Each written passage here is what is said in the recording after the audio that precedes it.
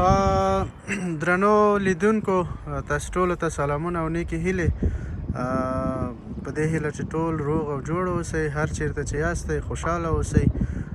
نن ورځ موږ بیا راغلو یو ښکلی او په زړه پورې ویډیو تاسو ته ترتیبوو جوړوو.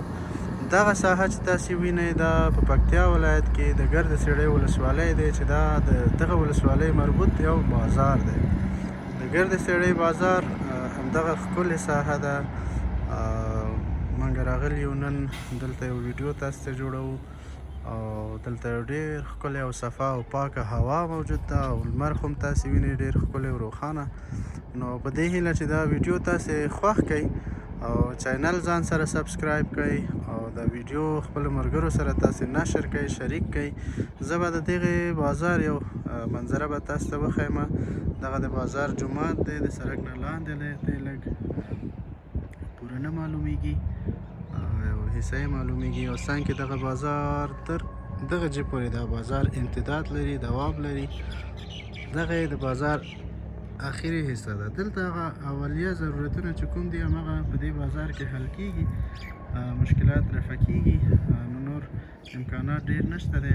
دغه تعمیر چې زه یې زوم کوم تاسو ته دا د ولسوالۍ مقام تعمیر دی د ګرد سړۍ مربوط.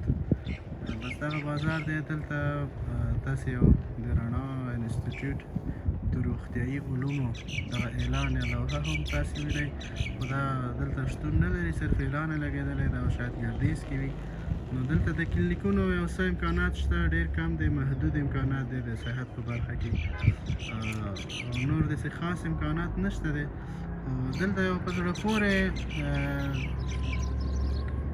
قصه ورته وښیم یا قضیه درته وښیم. دلته ما چې څومره پوښتنه کړې تاسې دغه ونې ته چې ګورئ دغه وچ ونه چې دی دا د ګرد سړۍ په نوم چې دی دغه ولسوالۍ د دغه ونې په نوم په وجه باندې دا ولسوالۍ په دې نوم یاد شوی دی. خلک داسې قصې کوي وایي چې پخوا دلته مشران ټول شوي وو او په یو تعهد سره دوی خپلو کې سره فیصله کړې وه چې هغه دقیق تاریخ ماته نه دی معلوم چې کوم فیصلې ته دوی رسېدلی وو په څه هکله دوی فیصلې کړې وو خو د دغه ونې لاندې دوی راټول شوي وو او دا ونه ډېر یو ښکلی ونه وه او دغه د ګرد سړۍ چې وایي د دوی ګرد سړۍ دغسې ونې وي چې زه تاسو ته در وښیم دغه ویډیو کې دغسې ونې وي. دې ونه ته ګرد سړۍ وایي او دا ونه چې دی سایز وړوکی دی ډېر غټ نه دی او دغه ونه چې پخوانی و دا ډېر یو غټ ونه و چې دا ټول ولسوالۍ په همدې نوم باندې یادېده.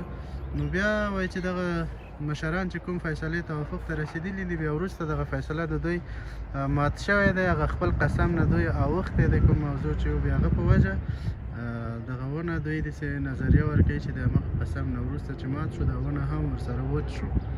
نو دا ماته هم ډېر جالبه و ویډیو کې مې راوړل تاسې هم وګورئ. د دغه ګرد سړۍ ولسوالۍ دغسې یو تاریخ لري ځان سره یو لنډ معلومات تاسو سره هم شریک کړو. په دې هیله چې بیا هم ویډیو د تاسې خوښ شوی وي ویډیو لایک کړئ کومې پوښتنې لرئ کمنټ کې ولیکئ او چینل سبسکرایب کړئ او ملګرو سره هم شریک کړئ. نو تاسې ټولو نه مننه. نو تر بلې ویډیو پورې تاسې ټول پروردګار ته سپارم او انشاءالله نور ښکلې ښکلې ویډیوګانې به تاسو ته جوړ کړو.